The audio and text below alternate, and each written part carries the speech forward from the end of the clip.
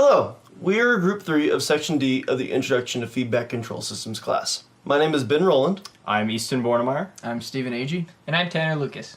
In the U.S. alone, there were over 35,000 accidents due to motor vehicles in 2015. Self-driving cars have been proposed as one solution to this problem. However, they just introduced more cars to the already crowded roadways. So as an alternative solution to this problem, we chose to use feedback control systems to model the takeoff of an autonomous taxi drone. The city of Dubai, for instance, has built a prototype of an autonomous taxi drone that can be summoned via an app on the user's phone and promptly take the user to his or her destination. Being able to call a passenger drone on demand will enable faster and more reliable transportation in big cities. Although this technology is not yet ready to be implemented, the prototype shows the potential this technology has to revolutionize the future of transportation. We can model this autonomous taxi with a feedback loop by identifying the input of the system as the force of the propellers on the drone and the output as the height of the drone. From this output height, we can establish the error as the difference between the actual height of the drone and the target height.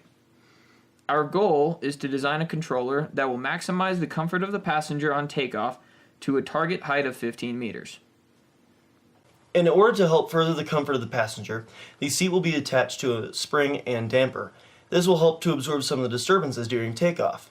The entire system can be modeled as two masses, the mass of the drone and the mass of the passenger, as well as a spring and a damper. As shown in our system diagram, the mass of the drone and passenger are connected by a spring and a damper. The propellers exert a vertical force on the top of the drone. Air resistance is shown in this diagram, but due to a low velocity and an efficient aerodynamic profile, this has a negligible effect on our system and can therefore be left out of our calculations.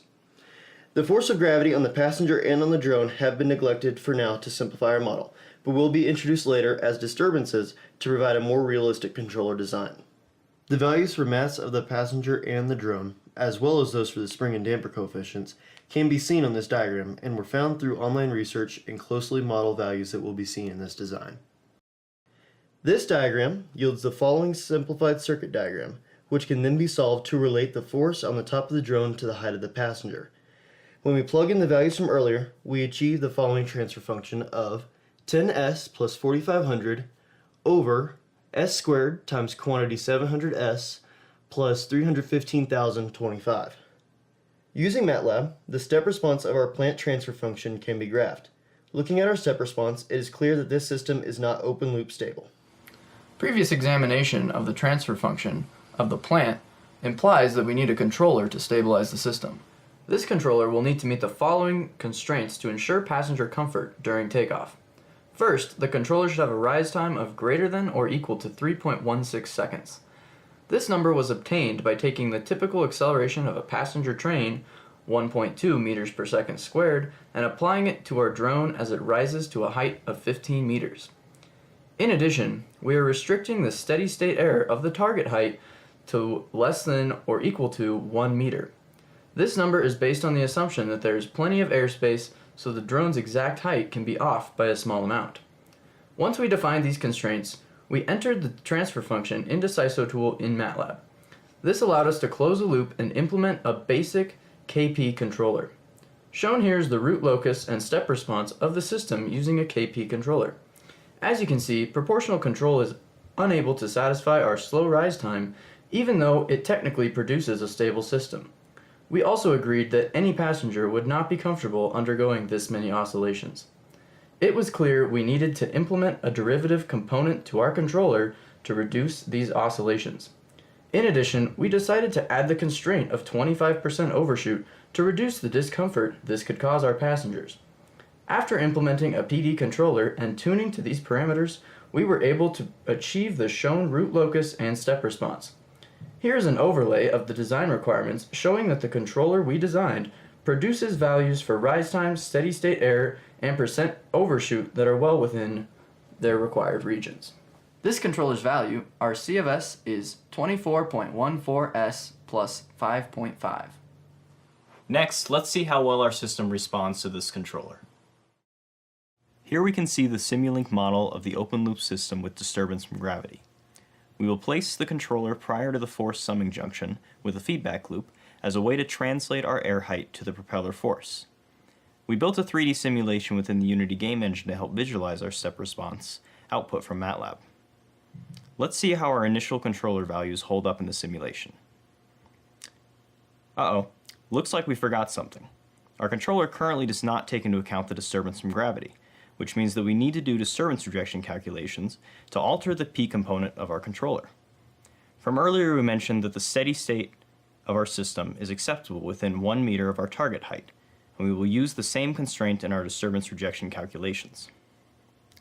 Our new Kp value after gravity has been taken into account is 3205, making our new controller value equal to 3205 plus 25s. Let's see how our new controller operates in the simulation.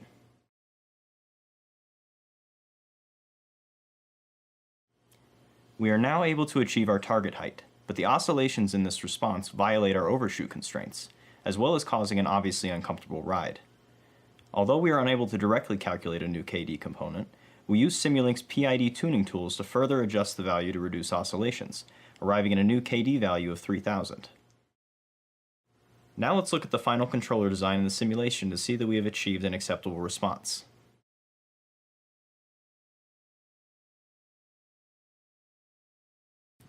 Our controller now meets all our design constraints. Now that we have a stable system, let's analyze its margins for error. In order to analyze our system's robustness, we will first look at the open-looped Bode plot. MATLAB is able to calculate stability margins, showing we have a phase margin of 88.6 degrees, or 1.55 radians, at a crossover frequency of 42.9 radians per second.